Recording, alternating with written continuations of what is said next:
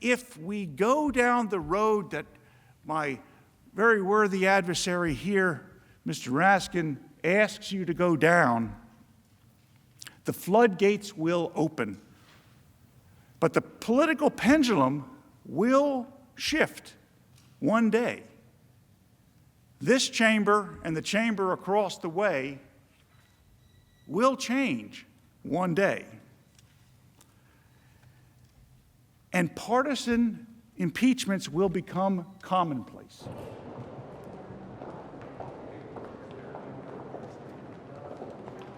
I said I'd be an impartial juror.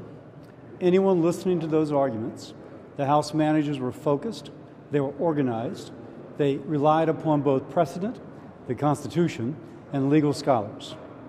They made a compelling argument. President Trump's team were disorganized. They did everything they could but to talk about the question at hand. And when they talked about it, they kind of glided over it, almost as if they were embarrassed of their arguments. Now, if I'm an impartial juror, and one side's doing a great job, and the other side's doing a terrible job on the issue at hand, as an impartial juror, I'm going to vote for the side that did the good job. I was struck. I thought the House managers who spoke earlier were brilliant speakers. And I made some notes, and they'll hear about what I think about some of the things they said later when I'm closing the case. But I thought they were brilliant speakers, and I loved listening to them. And they were smart fellows. The American people just spoke, and they just changed administrations.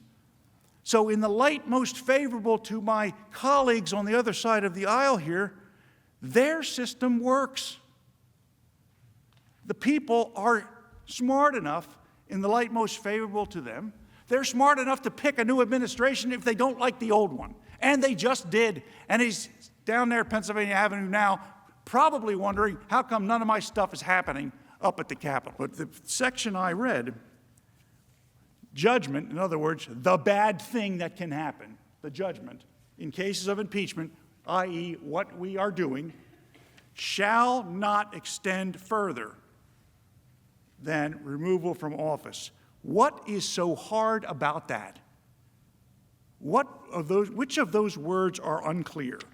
Shall not extend further than removal from office. President Trump no longer is in office. The object of the Constitution has been achieved. He was removed by the voters.